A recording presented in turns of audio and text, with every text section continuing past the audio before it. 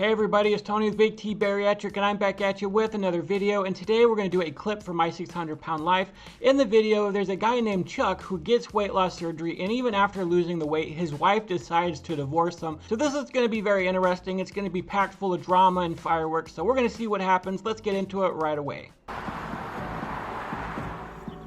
right, this is month 2 weigh-in. Face me, okay? All right, so we get you prepared for your operation, okay? Yes, sir. Chuck, he demonstrated that he can control his eating habit, and I think he's ready for surgery. All right, that's pretty cool. He lost 30 pounds in a month. That's often enough to show doctor. Now, sometimes he wants 50 pounds or whatever, but in some instances, he will be okay with 30 pounds, showing that you can do it. I remember when I was first told that I was approved for surgery, it was one of the best days of my life, but also one of the most nerve-wracking because I knew what was coming up next. So when you get that approval and then you know you're about to get a date for surgery, it gets scarier and scarier. But at the same time, I just knew I was pumped. Like, it was then that I knew that all of my hard work was about to come to fruition. You know, like I finally got it. I'm excited. I'm ready for the change. I can't wait to tell Nissa.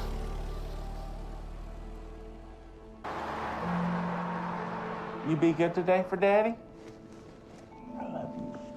Now there's an interesting dynamic there. It looks like him and his wife or girlfriend are both very overweight. And so when you got that dynamic, it can be difficult. Usually one of them won't like that the other one's losing weight. They like being a fat couple together. But we'll see what happens. Today I'm getting gastric bypass surgery. Surgery for me is like closing the casket on the 700-pound man. I'm doing this, number one, so I won't die. It's interesting that he's getting the gastric bypass because my doctor wouldn't do the bypass at that level. He wanted me to get below 600 pounds. He's still in the 660 range. So for it to be a safer surgery, he wanted to get below 600, do the sleeve, and then lose a bunch of weight, then do the bypass. So it's interesting that Dr. Now is doing the bypass right away on him. Number two, make my wife a lot happier. Can I pray with you? Good. You don't Prayer. have to. Come on. Dear Lord, thank you for this day. Please keep Chuck safe. We don't have a marriage now. If he doesn't change his life, we certainly won't have one after. All right, so she is definitely encouraging him to do the surgery because she knows that they will not have a relationship, they will not have a marriage if he does not lose weight. That's an interesting thing considering how big she is. I don't know if she is in with him, but the name of this is Man Served with Divorce Papers After Weight Loss Surgery. So we're going to see if there's any kind of drama or anything. I've not seen this episode yet.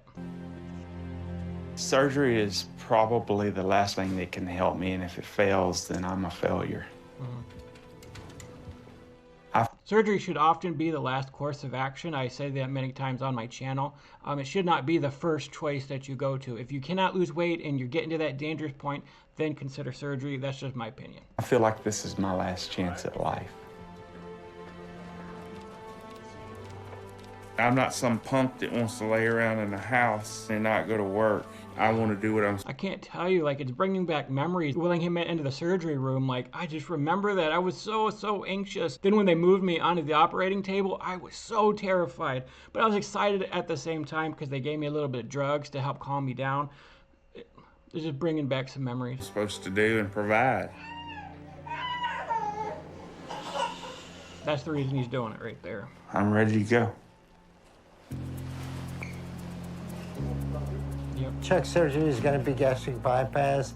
We're gonna go ahead and start making an incision. We're gonna divide the upper part of the stomach to a small pouch and reroute the bowel to it.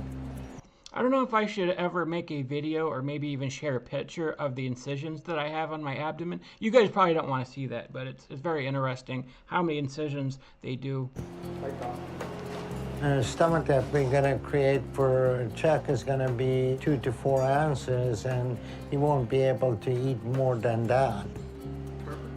So that's gonna limit his intake, and he's gonna lose weight. Yeah, that's the difference between a sleeve and a bypass. the sleeve, they take 80 to 90% of the stomach out. So it is a little bigger than bypass, and you can stretch that out again. You still have a functioning stomach, where the bypass, they go around the stomach completely, and there is no functioning stomach. And it makes things a little more difficult. But the thing with the sleeve is that you have more stomach acid because you have a much smaller area, and that area is going to produce a lot of stomach acid, whereas they often correct a sleeve into a bypass because somebody has a lot of acid problems.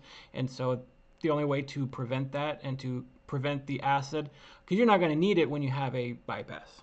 Now you can turn the room light on. Well, the operation is finished. We're just gonna wake him up and get him to recovery room. We got him. 1, 2, and 3.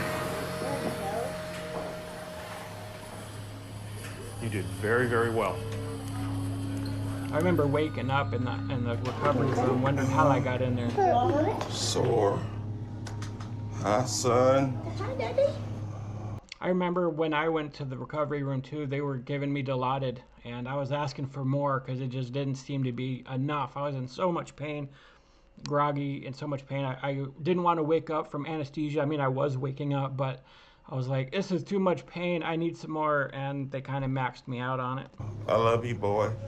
We're gonna go take him home, okay? Huh? We're gonna take him home, okay? Take him home. Yeah.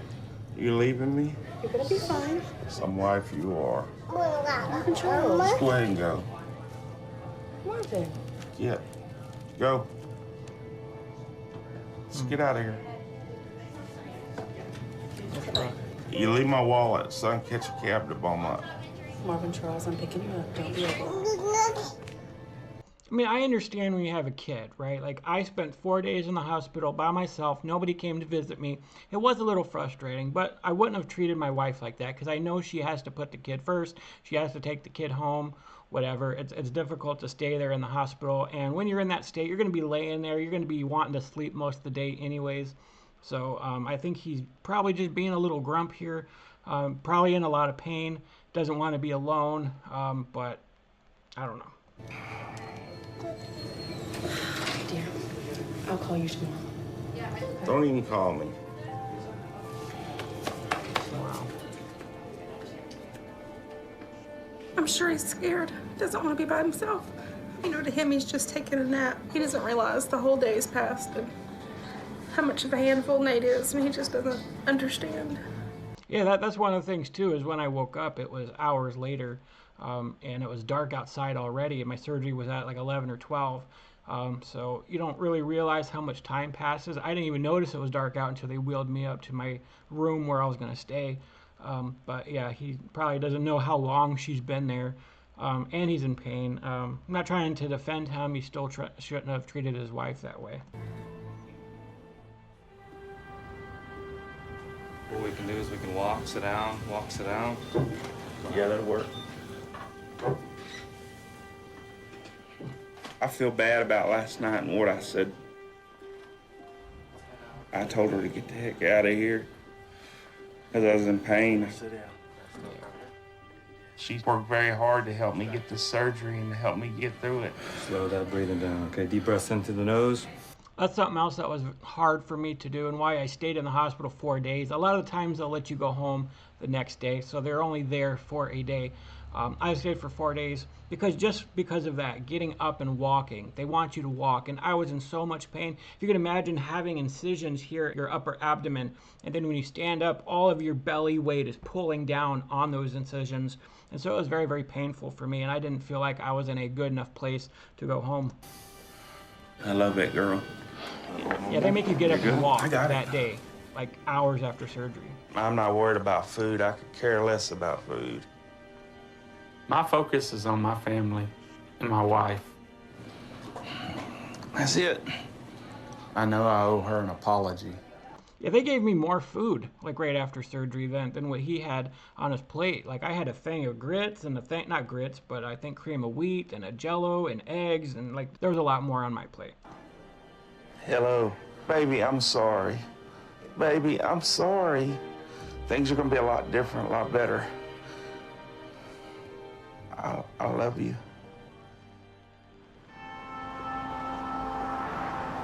Morning. How you feeling? Have I cut myself? Nope. You were pretty grouchy the other day. No, I was a prick, and I'm sorry. I'm sorry, and I love you. That wasn't very nice of you. Yeah. I know Chuck's scared, and this is really hard for him. And so I've forgiven him for how he acted. Good morning, Chuck. How are you today? I feel a lot better. We're gonna take your drain out. Yeah, usually a couple days in, you do start to feel a lot better. A lot of the grogginess wears off. A lot of the pain early on is caused because they fill your whole abdomen up with gas so that they can inflate it and do the surgery better. So a lot of the initial pain is that gas, and once you pass the gas, you do feel better. A lot of my pain after that was the incision, trying to get up and walk. And then you have a drain, and so that was terrible, having them pull a drain out of you while you're awake. Maybe you've had that happen to you before when you got surgery or something, but looks like he's ready to go and he's feeling better. You can go home today. All right. Thank you for everything, Dr. Nelson. Oh, you're welcome. Ugh.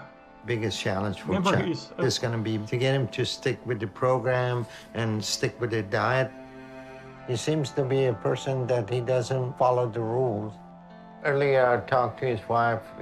She called me asking a question when he's going to be able to go back to work. Appreciate everything you've done. Oh, you're quite welcome. I mean, I understand that that's a question you might have, but why are you calling the surgeon the day of or the day after the surgery asking about going back to work? Usually that's something you would clear before you do surgery because you would need to take time off. So why she is now calling and asking about that as if it's something she's really concerned about, I don't know. I gather Chuck is not doing as much as his wife expected him to do. Perhaps this helped the friction in the relationship. Oh yeah, it's gonna cause a lot of friction because it's gonna be a good 10 days before you're feeling good enough to even just kind of get up and start taking care of yourself a little bit. It took me a good 2 weeks to get there, and I wouldn't have been able to go to work if I was working at the time until about a month after the surgery. That's when the pain started to really go away and I was feeling more like myself, was a month later. Again, everybody's different, but if she's already starting to, okay, when can you go back to work? I don't have to take care of you. You can do your own thing. I can start to see how that friction would sort of cause a problem in their marriage. At home. Like, he just had major surgery, so why she's concerned about that just Get in the lane. Cuss at me. You be quiet. Sit there and be quiet. Don't say nothing. Damn. What? I'm hurting. You're hitting bumps. I'm hurting. That was another painful thing too, especially when my sister picked me up to bring me back to my house. Every bump was terrible. They gave me an oxy to go home on because I was still in pain. Man, every bump, every stop, it was terrible. And so I understand his frustration there. But again, I didn't treat my sister terribly and cuss at her and scream at her because she had a bump. She understood, I understood. We both knew that it was going to be a rough ride home. There's pain after surgery. Yeah. I know I don't handle it well. Sometimes I lash out. Yeah, their marriage must have been rocky before that. There must have been some friction. Chuck has to change. She just went upstairs and left him, and she's not going to help him get up the stairs and get into the house. Yeah, there's something major going on with this marriage right here. They were probably done, and the surgery was the last-ditch effort, and it looks like she's kind of checked out of the marriage. I can't handle it anymore. I don't know why I keep doing this. Yeah, I'm not blaming her, though. Still, if I was married to somebody, I would help them get up the steps and get in, and then we'd have a conversation. So she's probably sick of his attitude. He probably has a bad attitude. I don't know them, but we're going to keep watching.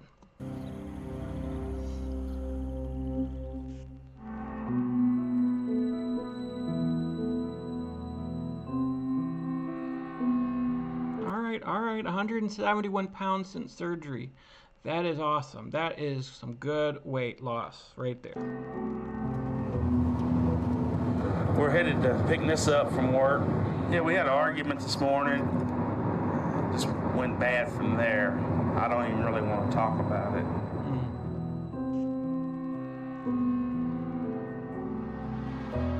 Yeah, at that point, you lose 170 freaking pounds and you're still not helping around the house. Like, that was one of the first things that I couldn't wait to do. But there's still sort of this lag because you still have this thought and this feeling and this attitude of you're still as fat as you were, and it takes some time to kind of want to get up and do some things. Like I said, it took me about a month of not being in pain before I could start doing a lot of the house chores. So again, that's probably some friction there. But the doctor does want you to get up and walk and do things. You can do some minor things. You can wash a couple dishes. You can, I don't know. There's still some things that you can do and still be a part of a functioning household. So I can see how the friction in the marriage was because he wasn't doing nothing. And all this time later, he's still not doing nothing. Like, she's ready to give up.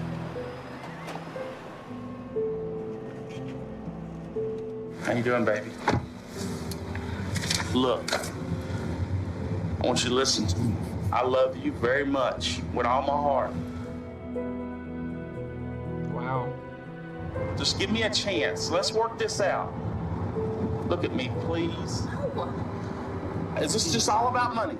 She's done. I'm miserable. Okay. It's all about money. I will take the car tomorrow. I will come pick it up at your work and put tires and have it cleaned up and oil changed. Great, I'm selling my life out for an oil change, tires. Are you kidding me? Yeah, I mean, I can understand that. I had people get angry at me because I said I'm going to wait till I lose weight to start really opening myself up for a relationship. They're like, why do you have to wait, Big T? Live for today. And I'm like, look at this. Look at this situation right here. Can you imagine me in a relationship with somebody when I'm so big that I'm bedridden and they have to take care of me, that I can't help out around the house? Do you really think that that relationship is going to last very long?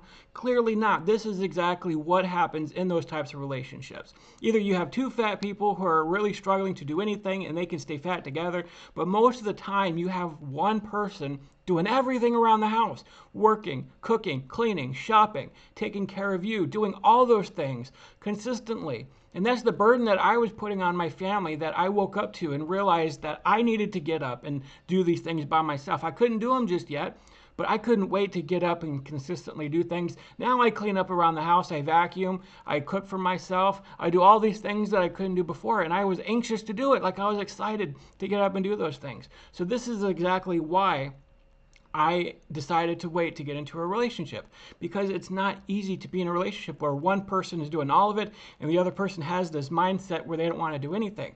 He's trying to make it out to be about money, but clearly she is just frustrated with him that he is lost all this weight and he should be able to get up and do something at 500 something pounds and start cleaning, because I was able to do that. I know everybody's different, but he's still stuck in a mindset and she is just tired of it. I will make you very happy, I promise you. I've lost weight and I'm doing good Nothing's changed. because my weight. My damn leg, couldn't get surgery and I've been handicapped, and you want to hold that against me? You're 43 years old. You're old enough to take care of yourself. I'm sorry. I hope it never made you mad this morning. I will make this work, I promise. I will do right. He's a desperate man. Like, he kind of finally realized that she was not going to put up with the crap anymore. She's filing for a divorce. She's tired. She's done.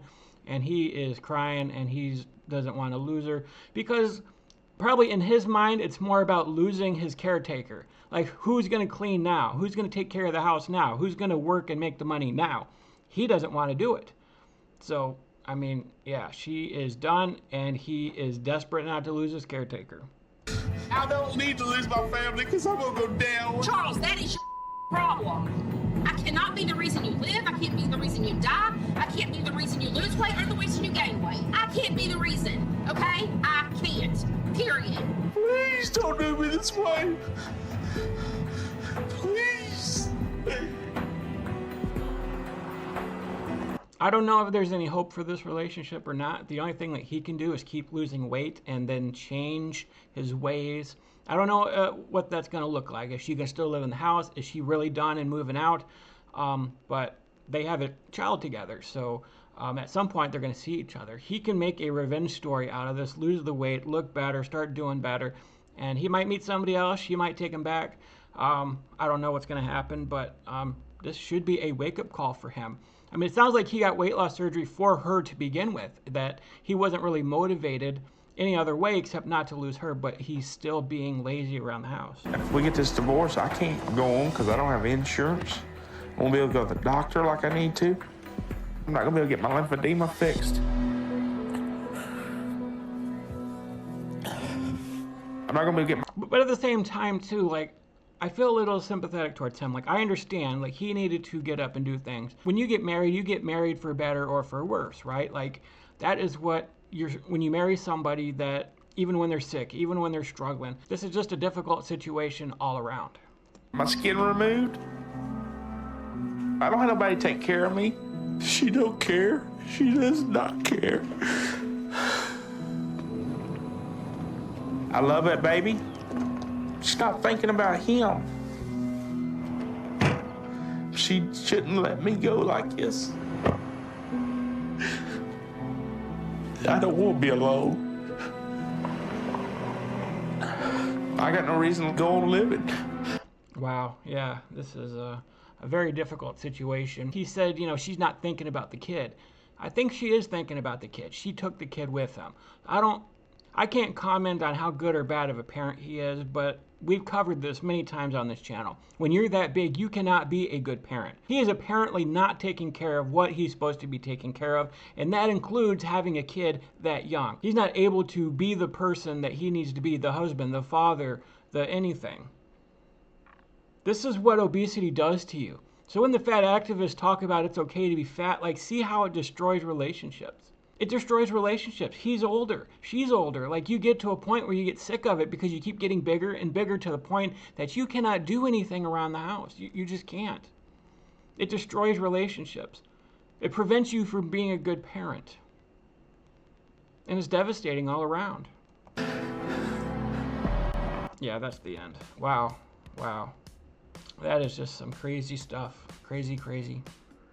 Anyways, guys, that's my video for today. I hope you enjoyed it. If you can do me a huge favor, please subscribe to my channel. If you haven't, leave a like, leave a comment, and we will see you guys next time. I love you. Take care. God bless.